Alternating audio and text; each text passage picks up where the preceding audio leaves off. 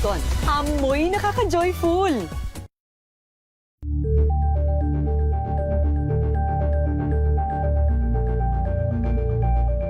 Champion na milyonaryo pa!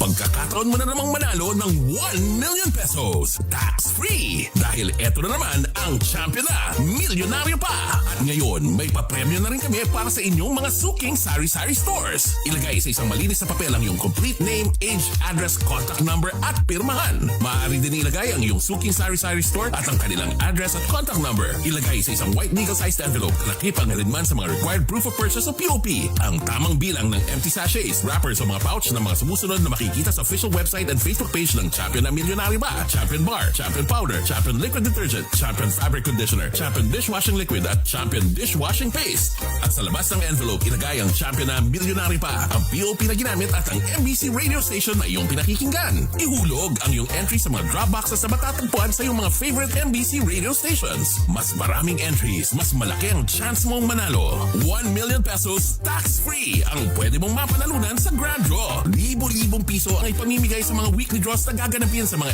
MBC stations nationwide. At may pa-champion gift box pa para sa iyong suking sari-sari stores. Champion na Milyonaryo Pa. Brought to you by Champion. Walang gimmick, tapat po sa inyo. Champion na milyonaryo pa!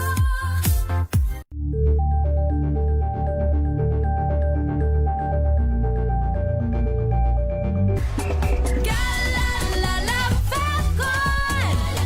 Galalala Fabcon! Ang bango ng sampayan, tara na magsayawan! Kala Fabcon, amoy nakaka-joyful!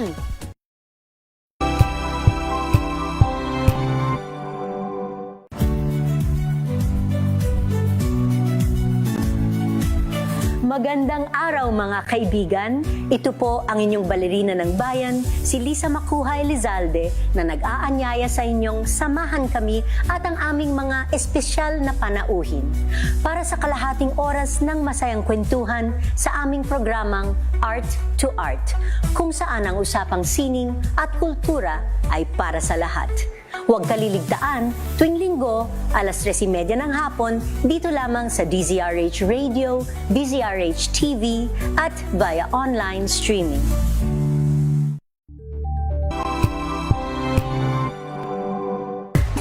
Galalala Fabcon!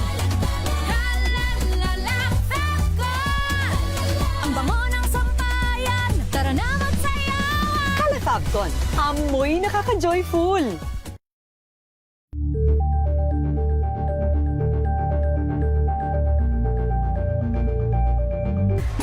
Galalala Fabcon! Galalala Fabcon! Ang bango ng sampayan, tara na magsayawan! Kala Fabcon, amoy nakaka-joyful!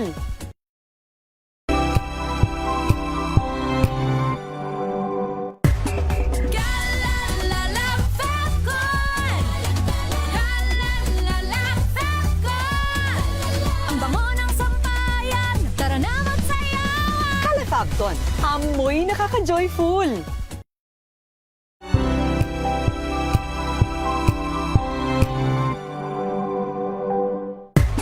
Galalala Fabcon! Galalala Fabcon! Ang bango ng sampayan, tara na magsayawan! Kala Fabcon, amoy nakaka-joyful!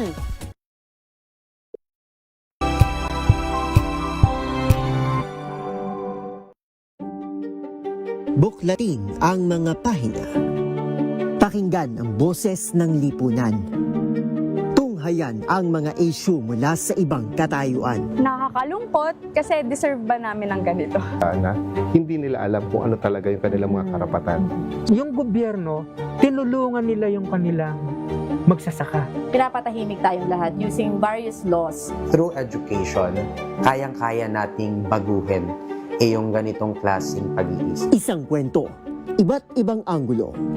Dito, sa Point of View.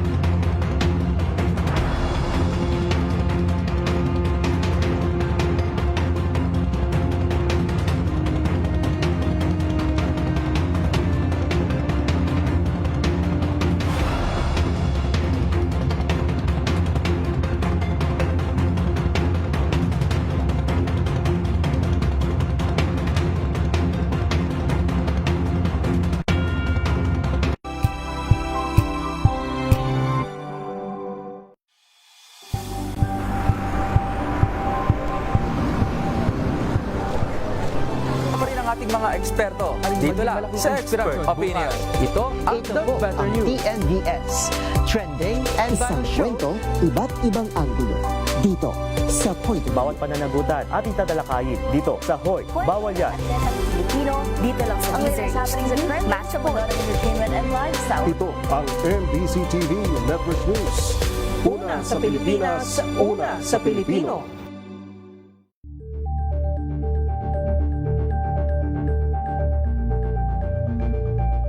If I get impeached, then that is my end. Tumutok sa pinaka-importanteng paglilitis ng impeachment court ngayong taon.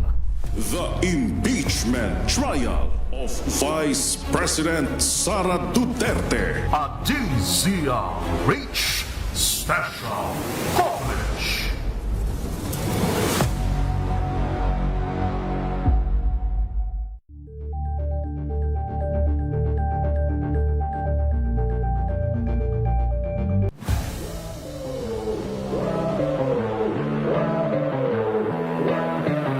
Nung start pa lang ng tournament, very confident kami. Alam namin kaya namin manalo.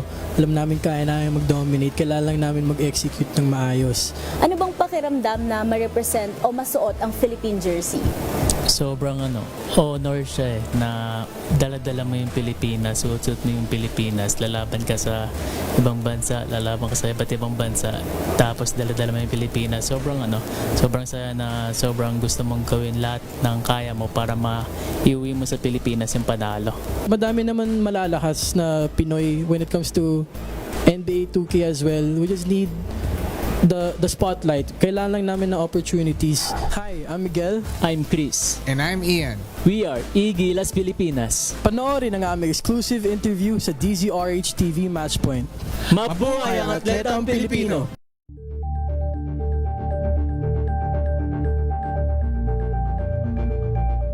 Abangan this Saturday. Hi, this is Paolo Valenciano and you are watching Scene Zone. Confessions ng isang concert director. So yun, yung first concert ko was Jericho Rosario. May nasisirang ilaw, may nasisirang stage effects. Kumbaga ang nepo baby ng Super nepo baby. I'm trying to change the reputation. Yung sex bomb, even after 3 times namin practice, sabi ko, Ira, sure ka dito ha? Kasi parang end of my career to. Concert set list, sino yung top 3 artists na pangarap mo? Maybe Ken might not be too comfortable with, but because may blessing siya ni Pablo or ni Justin, cut. Ay, mawal. Cut. Alas 12 ng tanghali, dito lang sa DZRH TV.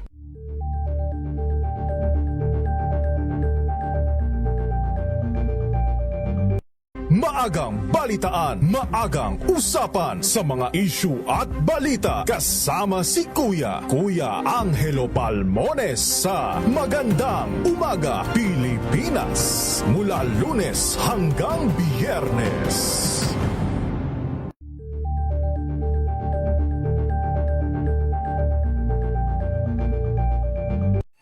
Mga balitang gigising sa inyong umaga. Mga balitang kailangan mong malaman. Mapapakinggan sa ACS Balita sa 2x2. Kasama sina Anthony Taberna at Jerry Baha. Lunes hanggang Biyernes.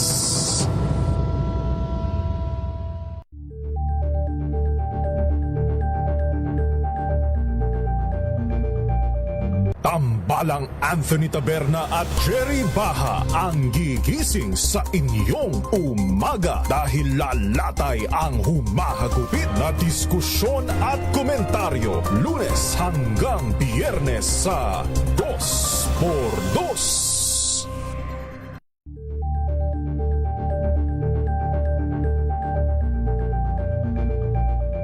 Alamin ang mga maiinit na isyung pambayan, mga balitang kailangan mong malaman, usapin sa pamahalaan, politika, ekonomiya at kabuhayan. Ito ang mga dapat mong malaman, pakialaman at pag-uusapan dahil kayo ang tinig ng mamamayan dito sa Damdaming Bayan. Live sa DZRH Radio, DZRH TV at DZRH Digital. Kasama sina Lakay, Deo Macalma at Elaine Apit. Araw-araw, Lunes hanggang Biyernes. Damdaming Bayan.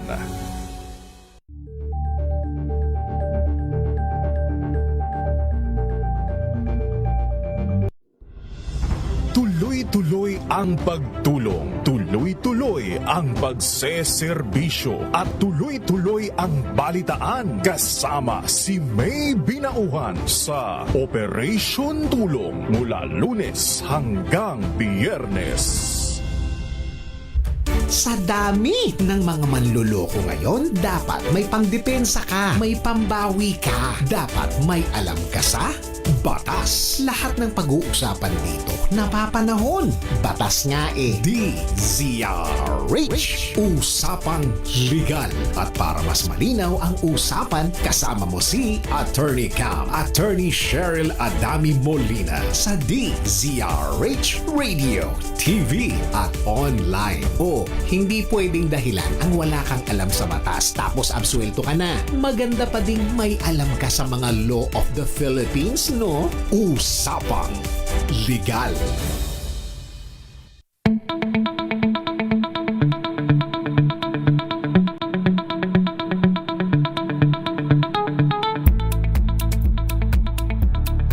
Magandang gabi Luzon, Visayas at Mindanao. Magandang gabi Pilipinas.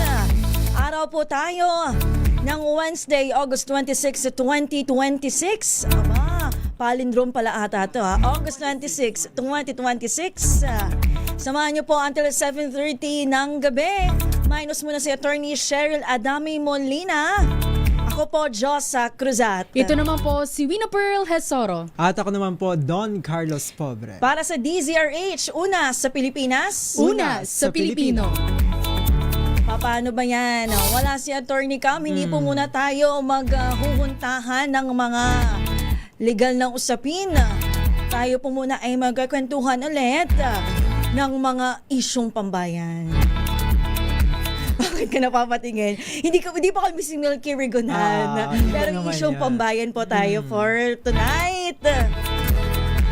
Hay nako, sabi nung mga nakikinig sa atin, nakatutok sa DZRH special coverage ng natin dito sa impeachment trial ni VP Sara. Hi, last day today ng kanilang Senate Flex. At see you ulit next week. Pero sa mga nag-aabang po dyan ha, paalala lang po, wala po sa Lunes dahil holiday. So ang balik po ng impeachment trial ay sa Martes na po. Ayan. September 1. At alas 10 ulit. Alas Wala 10 pang ulit. pagbabago sa Kasi schedule. may alam nyo, may mga tumatawag sa atin dito sa ating telepono. Nagtatanong, kailan ho ba malilipat daw? Kailan daw? Mas gusto nila hapon. Ganun ba? Hindi ko masyado sure kung gusto ba nilang hapon or what, pero tinatanong nila kailan daw magte-take effect yung binabanggit ng Senado na ililipat sa hapon ang impeachment trial. So sabi natin, yun ang ating aabangan. Yan. Pero maliban dyan, kung magkakaroon ba ng ibang oras ang paglilitis, inaabang nga din kasi may sisilip naman sa September 1 din. Hindi lang ang excited na ako. Hindi lang ang day 20. Hindi lang ang day 20 ng impeachment trial. Kundi si Jose Marichan. Ay, di mo nagigets. Sabi ko, September 1. Alam mo, kaya ka nagagano na ako sa'yo na excited na ako. Kasi nga, Christmas season. Kaya pala sila nakaganon lang, ha? Kasi 1 year anniversary ko sa DZRH. Kaya ayun yung nasa isip ko. So may pa-foods ka. Tingnan natin. Baka naman. Ay, nako. Ang dami-daming mga pangyayari ngayong araw. Kanina dito sa may Pasay City area, nagkaroon ng alasan storm. Mga during impeachment trial pa around 2:30. Ayan. Kaya po sa mga kababayan natin sana kanina, ang hirap nun kasi hindi naman na lahat. Ayan, nakikita natin na dito sa may CCP complex kaninang around 2:30 ay napakalakas ng hampas ng hangin na may kasamang buhangin. Pero kung titignan mo, medyo okay pa yan kasi may nakita ko kanina sa MOA na halos zero visibility. Yun dun sa banda dun na talaga, halos zero visibility na siya. Kaya ingat-ingat po tayo.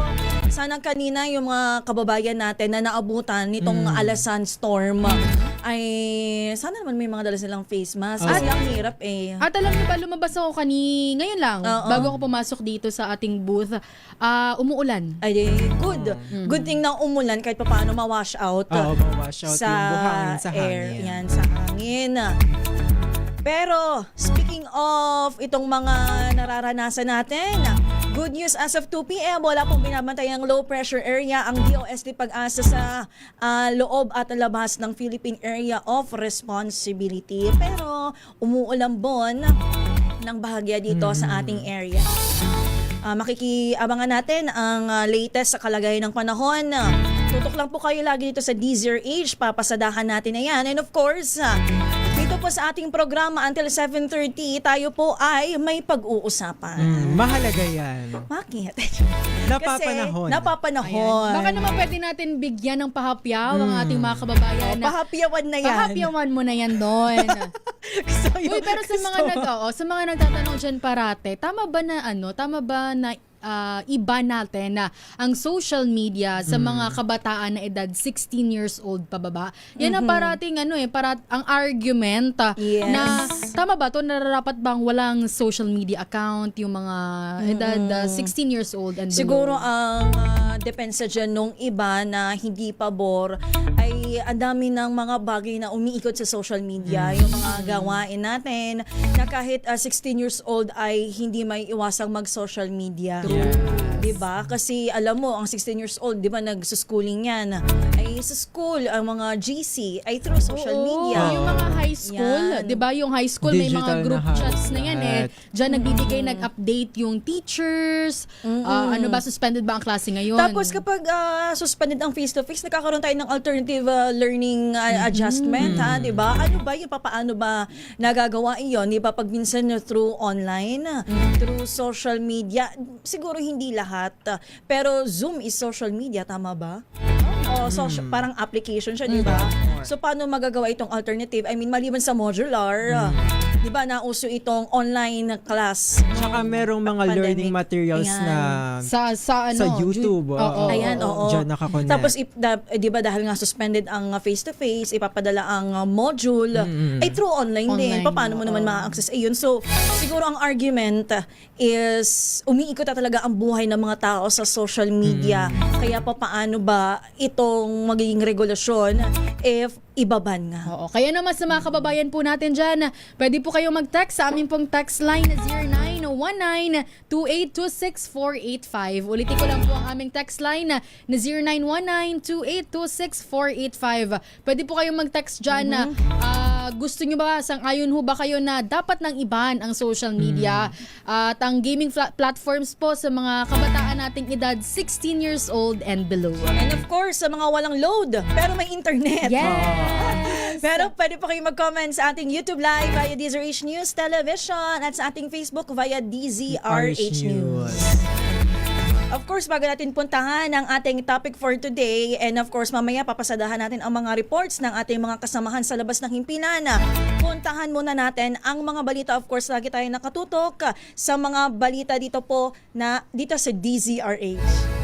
Una sa ating balita, nagbukas ng fast lane para sa mga pasyenteng may leptospirosis ang 33 ospital ng Department of Health kasunod ng pagsipa nga po ng kaso nito matapos ang pagbahadulot ng habagat.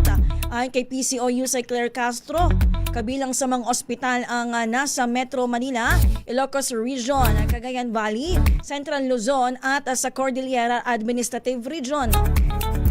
Bukod dito, sinabi rin ni Castro na nagpapatupad ang DOH ng mga hakbang para matiyak na sapat ang hospital beds at supply ng gamot para sa mga nangangailangan ng admission. Batay naman sa pinakahuling datos ng DOH, umabot na sa 4,285 ang kaso ng leptospirosis hanggang nitong August 22, 2026.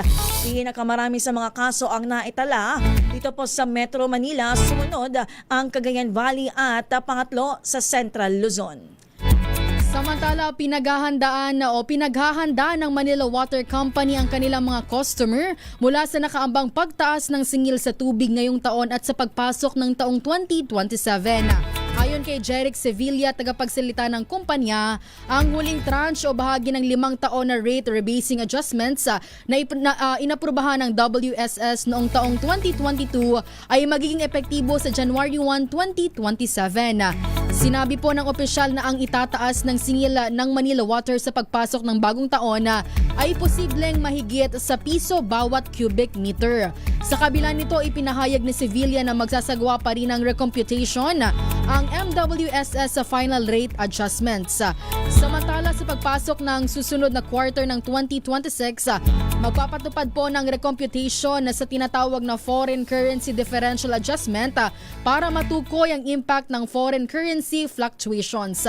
Dahil po sa naturang proseso, inaasahan ang pagtatakda ng adjustment sa water rate sa October. Ang FCDA ay isang traffic mechanism na nagpapahintulot sa mga water concessionaires na babawi ang revenue loss mula sa epekto ng foreign exchange rates.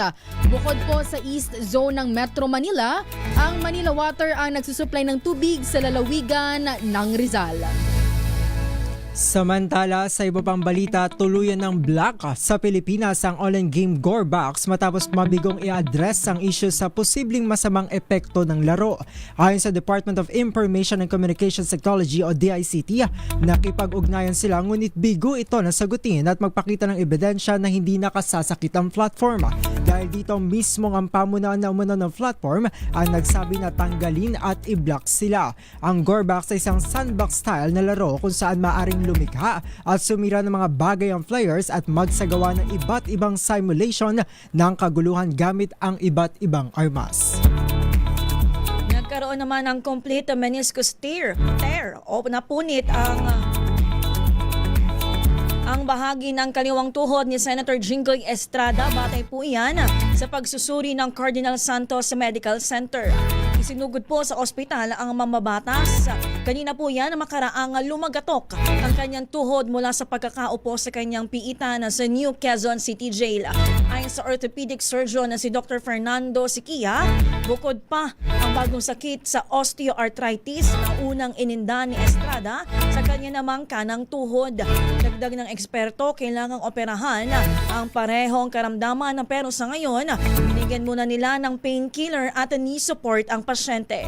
Nagkumustahin naman ng reporters bago ibiyahe pabalik sa BJMP, sinabi ni Senator Jinggoy na 9.5/10 ang kanyang nararamdamang sakit. Samantala, tinapos na ng pambansang pulisya ang kanilang investigasyon sa nangyaring pamamaril sa Ateneo de Zamboanga University noong August 18 na ikinasawi ng isang grade 10 student na biktima at ng mismong grade 8 shooter. Ayon kay PNP Public Information Chief Police Colonel Allen Reyco, isinasailalim muna sa beripikasyon ng detalye ng ulat na nangyaring o na nanggagaling sa Police Regional Office 9. Ito ay upang matiyak kung may iba pang impormasyon na kailangang kumpirmahin bago isumite kay PNP Chief Police General Jose Melenchor Nartates Jr.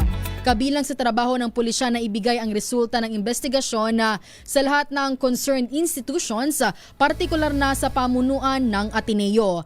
Una nang sinabi ni DILG Secretary John Vic Remulla na nakikipagtulungan na ang mga otoridad ang ama ng suspect kung saan 2 baril nito ang ginamit sa krimen. Gayunpaman, isa pa rin sa anggulong tinitingnan na radicalize ang bata sa larong Roblox dahilan para i-livestream ang krimen sa Facebook at isa pang Gore website.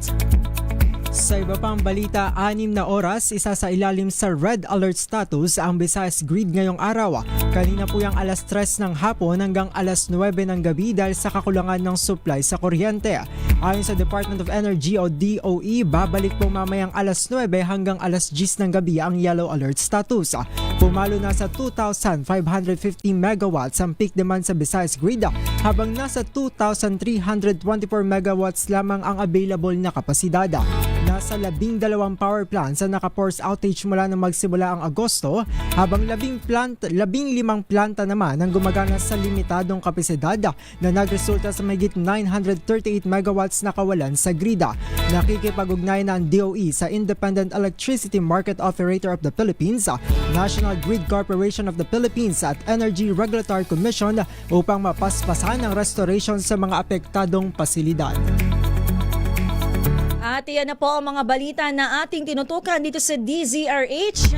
Sa ating pagbabalik, puntahan natin ang ating topic at i-try natin sagutin kung dapat na nga bang iban ang social media at gaming platform sa mga kabataang may edad 16 years old pababa. Magbabasa tayo ng comment later. May nakikita na ako dito sa YouTube, si Max Alvarez, pero basahin natin yan later on. And of course, ang ating reports coming from our reporter sa labas ng himpilan, Pilipinas, ng ating oras, 7:01 ng gabi. Ang oras na yan ay hati.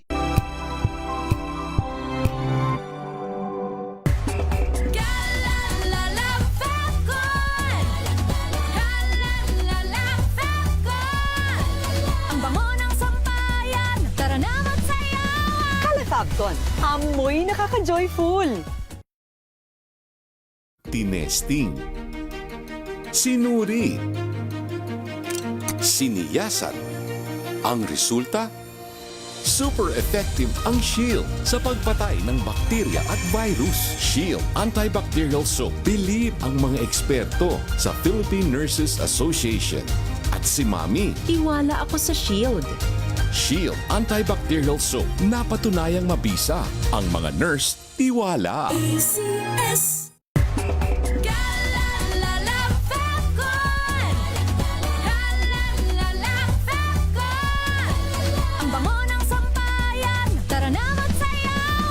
Kalafagton, amoy nakaka-joyful.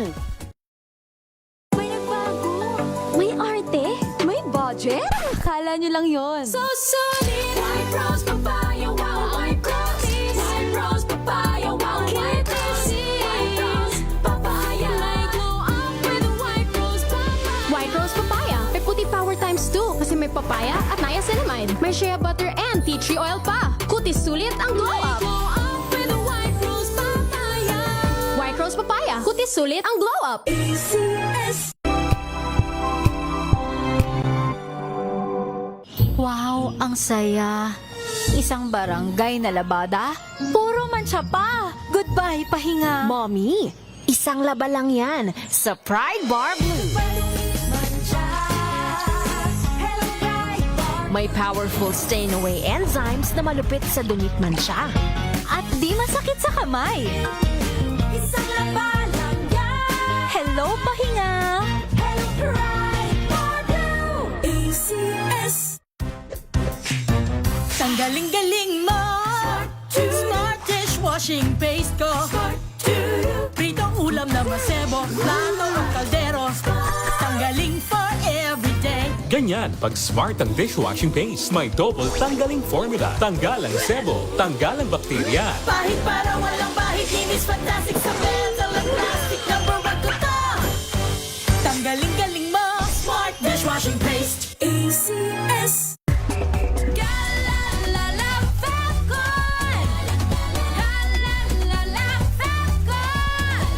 Ang bango ng sampayan, tara na magsayawan. Kalafagton, amoy nakaka-joyful.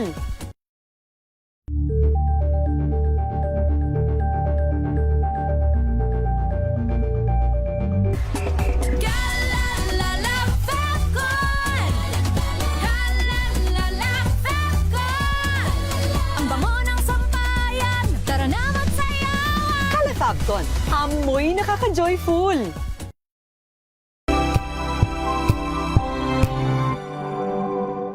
Hello, Washi! Laundry day na naman! Yay! Anong meron? Mancha ng chocolate, putik, may libag pa. Kaya natin yan! With Pride Washing Machine Detergent, may triple stain-away formula. Tanggal ang makapit, madikit, at malupit na dumit mancha. Kaya easy-easy ang labada. Mula noon hanggang ngayon. All you need is pride. All you need is pride. ACS. amoy kulob ang damit. Charm Fabcon, bangong pumakabloom, tanggal amoy kulob sa bango ng Charm. Kaya gamit ko, Charm Fabcon with Bloom Fresh technology. Kills 99.9% of kulob-causing bacteria.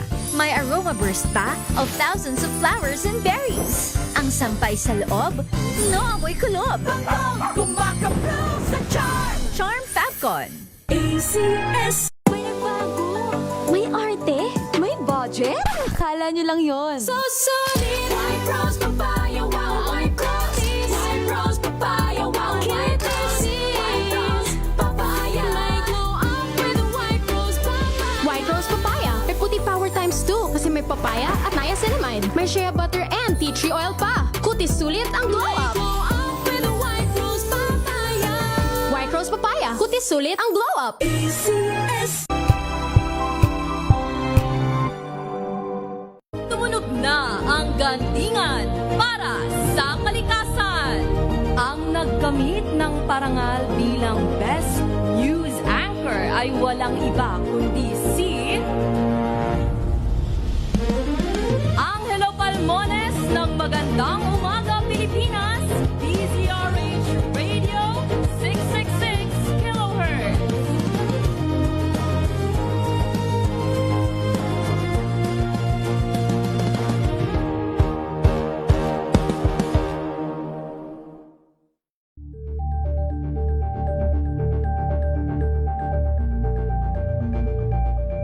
Tumunog na ang gandingan para sa kalikasan. Ang itinanghal bilang Best AM Radio Program Host ay si Cesar Chavez para sa special on Saturday ng DZRH.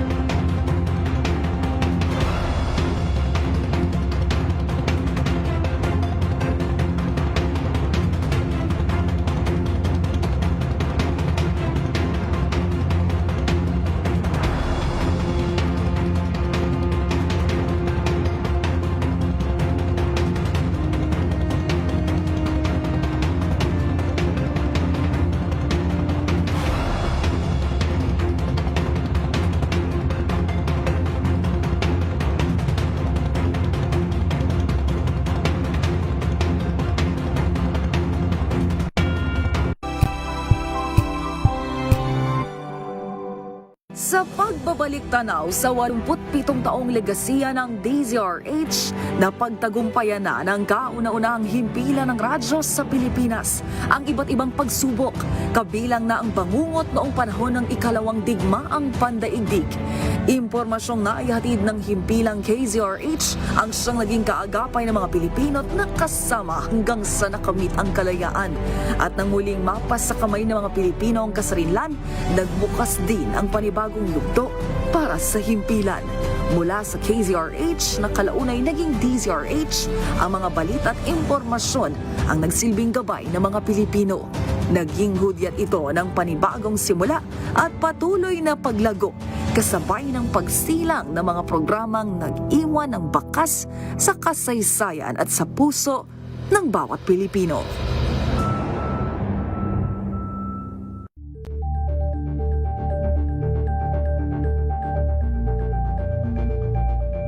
Ngayong ika-87 taon ang kauna-unahang himpilan ng radyo sa Pilipinas, ang DZRH, patuloy pa rin magbabalita, magseserbisyo at magbibigay pag-asa sa iba't ibang sulok ng bansa. 1994 nga nang inilunsad ang One Nation, One Station sa inisyatibo ni NBC Media Group Chairman Mr. Fred J. Elizalde. Naabot ang nasa 97% ng populasyon sa Pilipinas gamit ang nationwide satellite broadcast. Patunay ang 20 relay stations mula Luzon, Visayas at Mindanao sa patuloy na dedikasyon ng DZRH sa loob ng maraming dekada.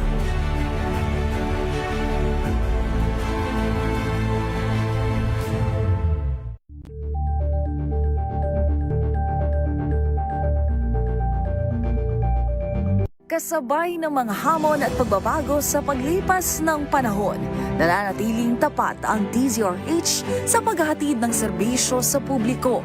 Mas pinalawak ang pagpapaabot ng balita at impormasyon, hindi lang sa radyo, kasama na rin ang telebisyon, live streaming at social media para ihatid ang mga kwentong makabuluhan at napapanahon saan ka man naroroon. Mula noon hanggang ngayon, mananatiling kaagapay mo ang DZRH, naninindigan sa paghatid ng katotohanan at sa paglaban sa patuloy na pagkalat ng disinformasyon at sa pagyakap sa makabagong teknolohiya at sa patuloy na pagsulat ng kasaysayan, mananatiling kasama mo ang DZRH saan ka man sa mundo.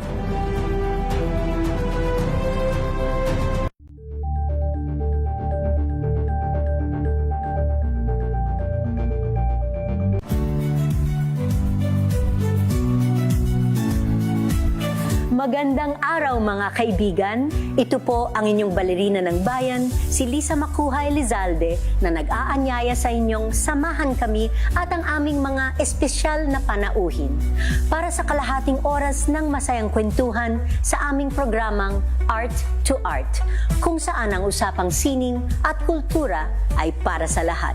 Huwag kaliligtaan, tuwing linggo, alas 3:30 ng hapon, dito lamang sa DZRH Radio, DZRH TV, at via online streaming.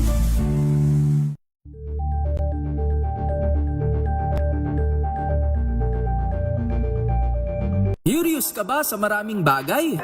Kami na ang bahala dyan. Aalamin, tutuklasin at ibigyang linaw namin ang mga katanungang bumabagabag sa inyong isipan. Sa programa kung saan ang bawat sagot ay galing lamang sa mga eksperto. Ang Expert's Opinion, tuwing linggo alas 3 ng hapon, dito lang sa DZRH TV.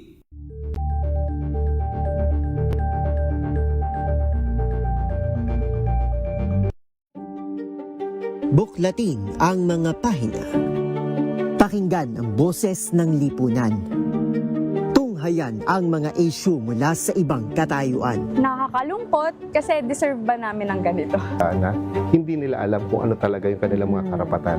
Yung gobyerno, tinulungan nila yung kanilang magsasaka. Pinapatahimik tayong lahat using various laws. Through education, kayang-kaya nating baguhin yung ganitong klaseng pag-iisip. Isang kwento, iba't ibang anggulo.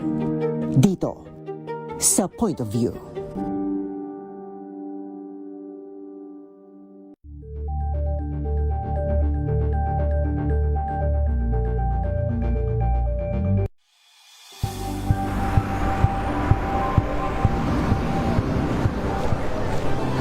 Ating mga eksperto dito lang sa Expert Opinion. Ito ang The Better News. TNVS. Trending and Isang kwento, iba't ibang anggulo. Dito, sa Point of View. Bawat pananagutan at itatalakayin dito sa Hoy. Bawal yan. Pilipino, dito lang sa DZRH TV, matchable entertainment and lifestyle. Ito ang NBC TV Network News. Una sa Pilipinas, una sa Pilipino.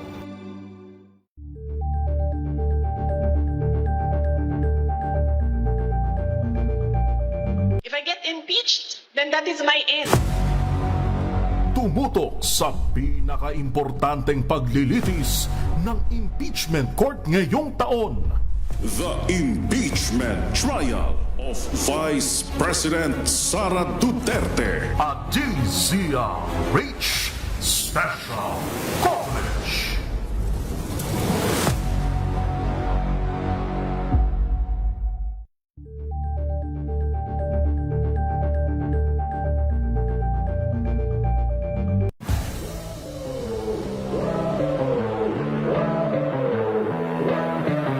Nung start pa lang ng tournament, very confident kami. Alam namin kaya namin manalo.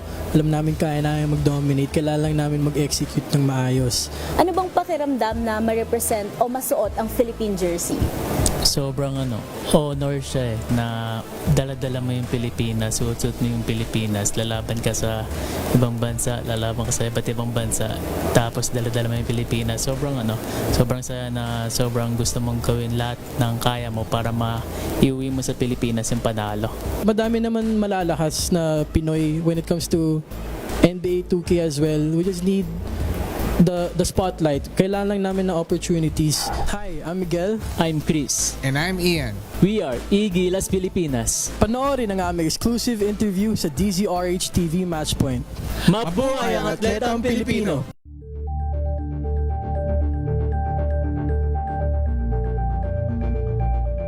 Abangan this Saturday. Hi, this is Paolo Valenciano and you are watching Scene Zone. Confessions ng isang concert director. So yun, yung first concert ko was Jennifer Rosario. May nasisirang ilaw, may nasisirang stage effects. Kumbaga ang nepo baby ng Super nepo baby. I'm trying to change the reputation. Yung sex bomb, even after 3 times namin pinakita, sabi ko, Ira, sure ka dito ha? Kasi parang end of my career to. Concert set list, sino yung top 3 artists na pangarap mo? Maybe Ken might not be too comfortable with, but because may blessing siya ni Pablo or ni Justin, cut. Ay, bawal. Cut. Alas 12 ng tanghali, dito lang sa DZRH TV.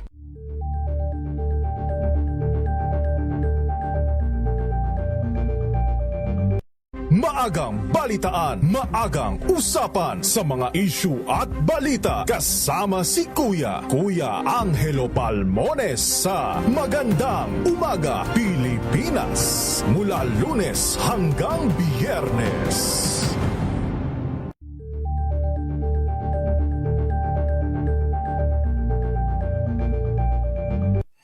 Mga balitang gigising sa inyong umaga. Mga balitang kailangan mong malaman. Mapapakinggan sa ACS Balita sa 2x2. Kasama sina Anthony Taberna at Jerry Baha. Lunes hanggang Biyernes.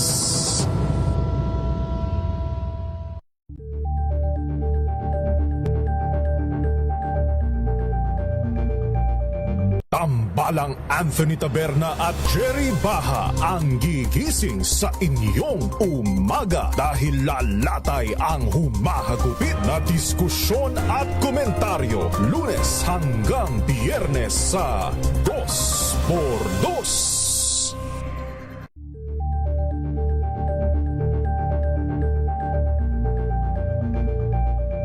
Alamin ang mga maiinit na isyung pambayan, mga balitang kailangan mong malaman, usapin sa pamahalaan, politika, ekonomiya at kabuhayan. Ito ang mga dapat mong malaman, pakialaman at pag-uusapan dahil kayo ang tinig ng mamamayan dito sa Damdaming Bayan.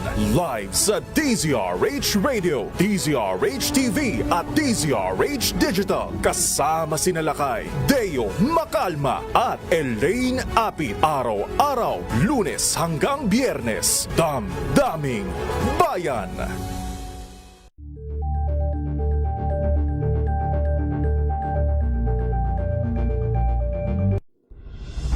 Tuloy-tuloy ang pagtulong, tuloy-tuloy ang pagseserbisyo at tuloy-tuloy ang balitaan kasama si May Binauhan sa Operation Tulong mula Lunes hanggang Biyernes.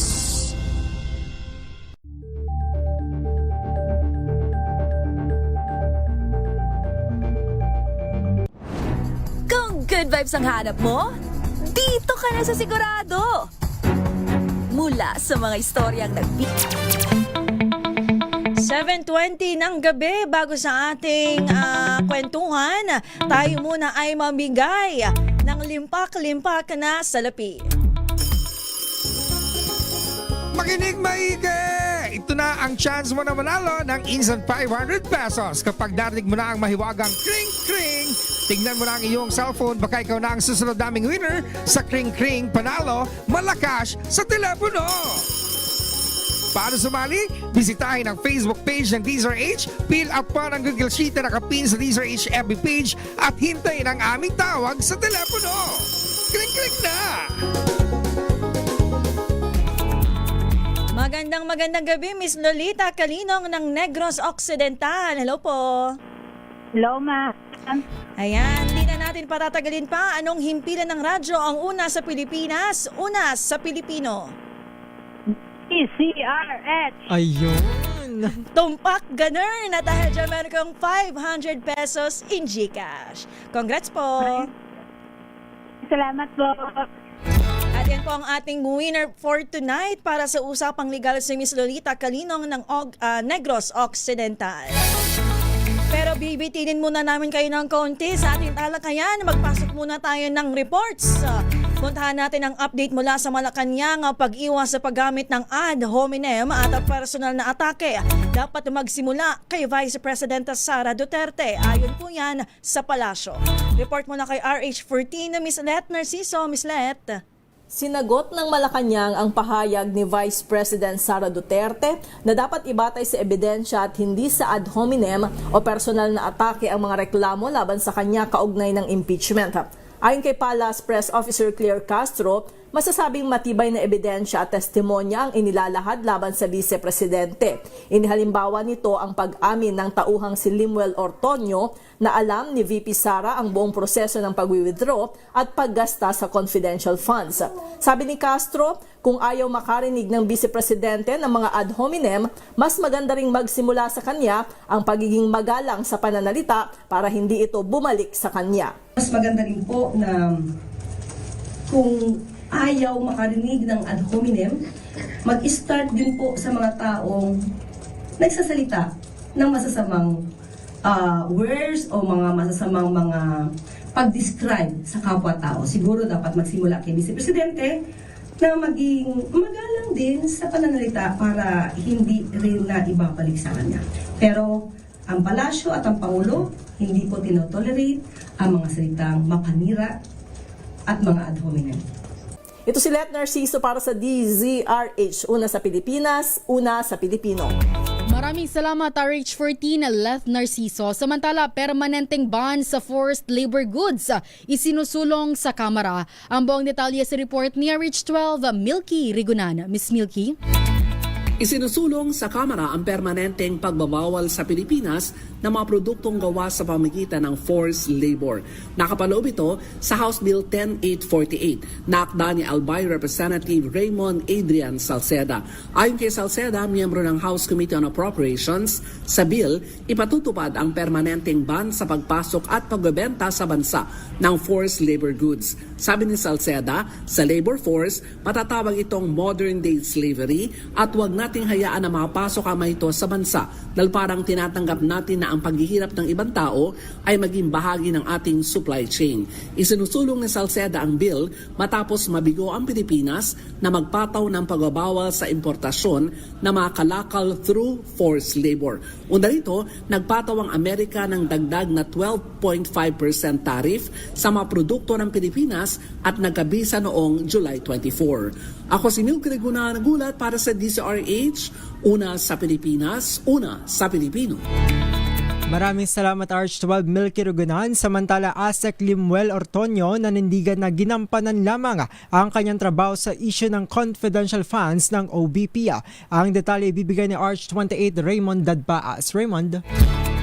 Nanindigan si Assistant Secretary Limuel Ortonio ng Office of the Vice President na ginampanan lang niya ang kanyang tungkulin hinggil sa usapin ng confidential fund ng OVP. Sa pagtatanong ni Senador Camille Villar, inamin ni Ortonio na siya ang sumagot sa Audit Observation Memo o AOM mula sa Commission on Audit o COA.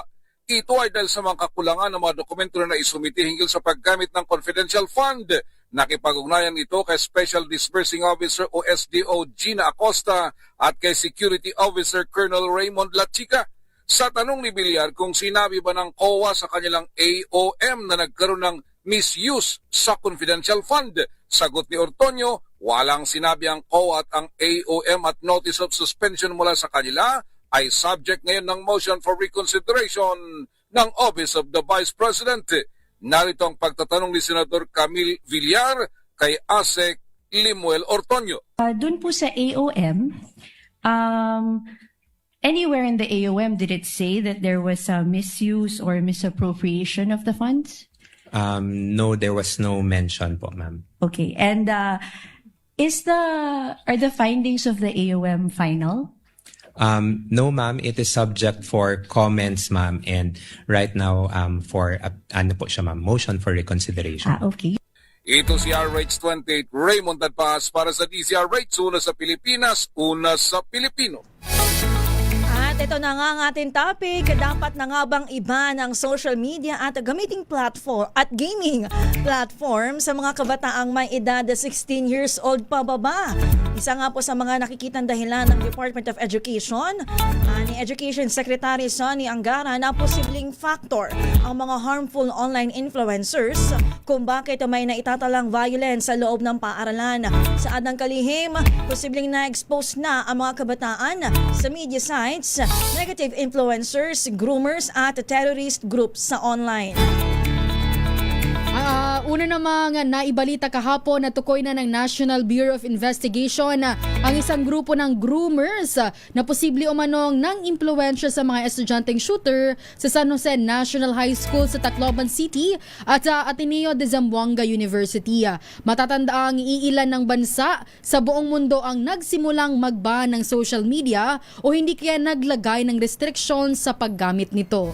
At kabilang dito sa mga bansa ang bansang Australia, United Kingdom, Canada, Brazil, Austria at Indonesia. Ilan sa mga rason kung bakit ito binan ay dahil sa issue ng child sexual exploitation, cyberbullying, self-harm at ang mismong impact nito sa mental health ng mga kabataan.